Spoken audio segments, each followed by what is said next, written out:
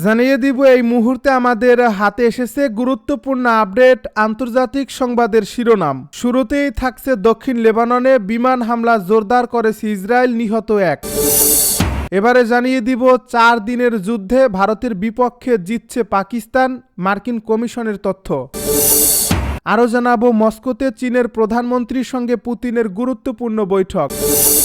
এবারে থাকছে সবচেয়ে খারাপ দুঃস্বপ্ন, জোহরান মামদানির সঙ্গে সাক্ষাৎ করতে যাচ্ছেন ট্রাম্প। সবশেষে জানিয়ে দিব রুশ গুপ্তচর জাহাজ হুমকি হয়ে উঠলে সামরিক বিকল্প প্রস্তুত জানালো যুক্তরাজ্য।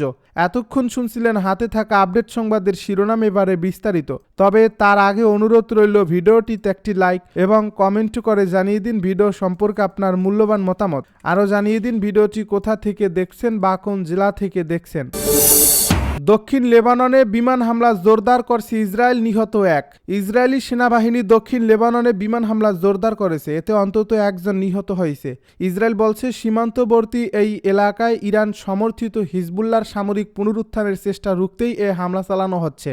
ইসরায়েল অভিযোগ করছে গত বছর যুক্তরাষ্ট্রের উদ্যোগে হিজবুল্লাহর সঙ্গে তাদের যুদ্ধবিরতি হওয়ার পর থেকেই গোষ্ঠীটি আবার নতুন করে অস্ত্রসজ্জিত হওয়ার চেষ্টা করছে। ওদিকে হিজবুল্লাহ দাবি করেছে তারা ইসরায়েলের সঙ্গে সীমান্ত অঞ্চলে লেবাননের সেনাবাহিনী মোতায়েনের সুযোগ করে দিতে নিজেদের সামরিক উপস্থিতি শেষ করার শর্ত মেনে চলছে। বুধবার দক্ষিণ লেবাননের স্থানীয় বাসিন্দারা 4টি গ্রামে ইসরায়েলের হামলার সতর্কবার্তা পাওয়ার পর পালিয়ে গেছে।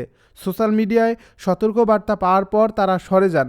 যে গ্রামগুলোতে হামলা হয়েছে সেগুলো হলো দেইর কিফা, চেহুর, আইনাতা ও তাইর ফিলসে। এই হামলার পর আকাশে ধোয়ার কুণ্ডলি দেখা গেছে। ইসরায়েল বলছে এই গ্রামগুলোতে তারা হিজবুল্লাহর সামরিক অবকাঠামোগুলোতে হামলা চালিয়েছে। এর আগে সকালে আল তিরি গ্রামে ইসরায়েলি হামলায় একজন নিহত হয় বলে জানিয়েছে লেবাননের স্বাস্থ্য মন্ত্রণালয়। ইসরায়েলি সেনাবাহিনীর দাবি নিহত ব্যক্তি ছিলেন হিজবুল্লাহ সদস্য, যিনি ওই এলাকায় গোষ্ঠীটির সক্ষমতা ফিরিয়ে আনার চেষ্টা করেছিলেন। 4 দিনের যুদ্ধে ভারতের বিপক্ষে জিতছে পাকিস্তান, মার্কিন কমিশনের তথ্য। চলতি বছরের মে মাসে ভারতের বিরুদ্ধে 4 দিনের যুদ্ধে পাকিস্তান সফল বা জয়ী হয়েছে বলে জানিয়েছে যুক্তরাষ্ট্রের একটি কমিশন।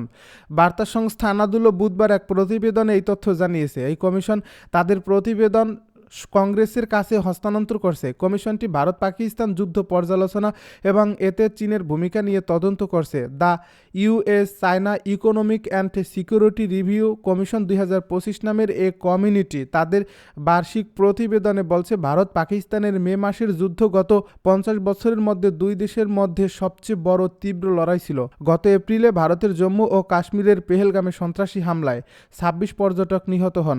এর পেছনে পাকিস্তানের হাত আছে দাবি করে 7 মে পাকিস্তানে হামলা চালায় ভারত। এর জবাবে পাকিস্তানও পাল্টা হামলা শুরু করে। এ প্রতিবেদনে আরও বলা হয়েছে এ যুদ্ধে গত 50 বছরের মধ্যে দুই দেশ একে অপরের সবচেয়ে গভীরে হামলা চালিয়েছে। তারা বলছে চীনা অস্ত্র ব্যবহার করে পাকিস্তান এ সামরিক সংঘাতে সফলতা পেয়েছে। এর মাধ্যমে চীনা অস্ত্রের কার্যকারিতাও ফুটে উঠছে। এছাড়া এই যুদ্ধের সময় পাকিস্তান চীনের দেওয়া গোয়েন্দা তথ্য ব্যবহার করেছে বলেও প্রতিবেদনে বলা হয়েছে। যদিও পাকিস্তান এখন পর্যন্ত বেইজিংয়ের তথ্য ব্যবহারের কথা স্বীকার করেনি। এদিকে ভারতের বিরুদ্ধে এ যুদ্ধে চীনা জে-10 যুদ্ধবিমান, PL-15 air two air missile এবং HQ-9 আকাশ প্রতিরক্ষা ব্যবস্থা ব্যবহার করে পাকিস্তান।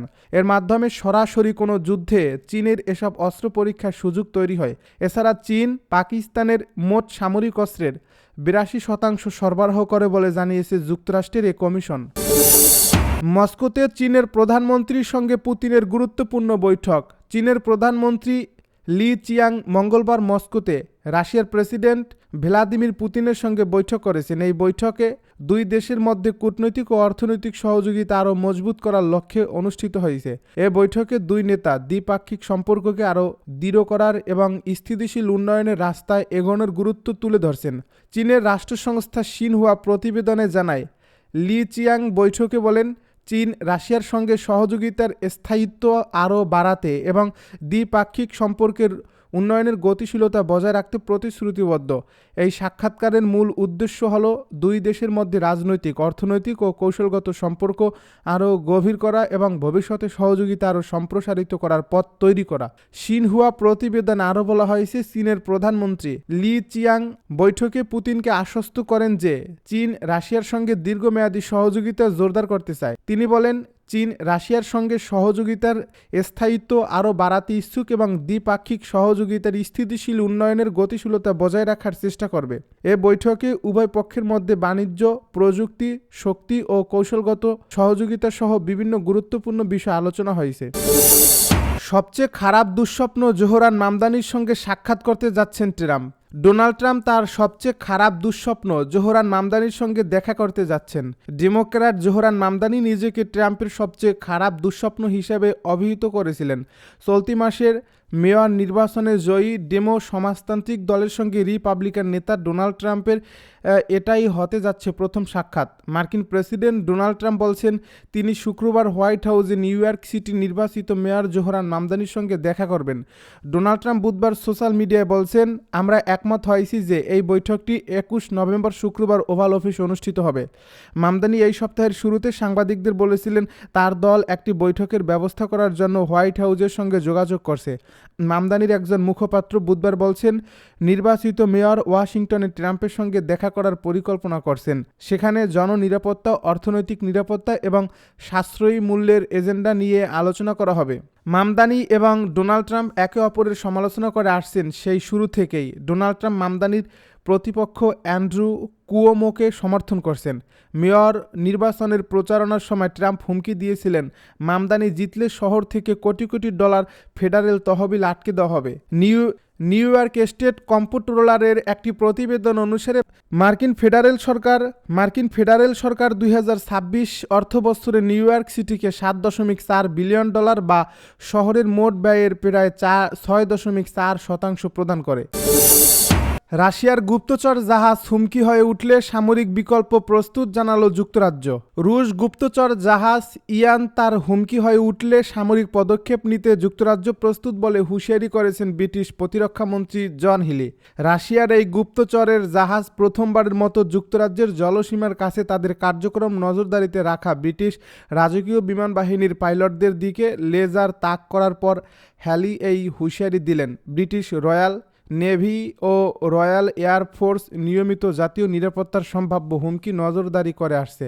এই নজরদারিতে ব্যাঘাত ঘটাতেই এবার রুশ গুপ্তচর জাহাজ থেকে RAF পাইলটদের দিকে লেজার তাক করা হয় বলে ভাষ্য ব্রিটিশ প্রতিরক্ষামন্ত্রী হিলির। বুধবার তিনি বলেন, RAF পাইলটদের দিকে ইয়ান তার থেকে লেজার তাক করাটা ছিল চরম বিপজ্জনক। যুক্তরাজ্য সরকার বিষয়টিকে খুবই গুরুত্বের সঙ্গে নিচ্ছে। রুশ গুপ্তচর জাহাজ ইয়ান্তার এর পরবর্তী পদক্ষেপ কী হয় তার উপর ভিত্তি করে যুক্তরাজ্য প্রতিক্রিয়া জানাতে প্রস্তুত। ইয়ান্তার দিক পরিবর্তন করলে আমাদের হাতে সামরিক বিকল্প প্রস্তুত আছে বলেন হিলি। তিনি জানান এই জাহাজটি স্কটল্যান্ডের উত্তরে ছিল এবং এবছর গত কয়েক সপ্তাহে সেটি দ্বিতীয়বারের মতো যুক্তরাজ্যের জলসীমায় প্রবেশ করছে। হিলি আরও বলেন, রাশিয়া এবং প্রেসিডেন্ট পুতিনকে আমার বার্তা হলো, আমরা আপনাদেরকে দেখছি, আমরা জানি আপনারা কি করছেন। এ সপ্তাহে ইয়ান তার দক্ষিণে যাত্রা করলে আমরা প্রস্তুত আছি। গোয়েন্দা তথ্য সংগ্রহ এবং সমুদ্রের তলদেশে কেবল ম্যাপিংয়ের কাজ করে ইয়ান্তার। রয়্যাল নেভি ফ্রিগেট এবং RAF ইয়ান্তার জাহাজের প্রতিটি গতিবিধি নজরে রাখার সময় লেজার রশ্মি তাক করার ঘটনা ঘটে।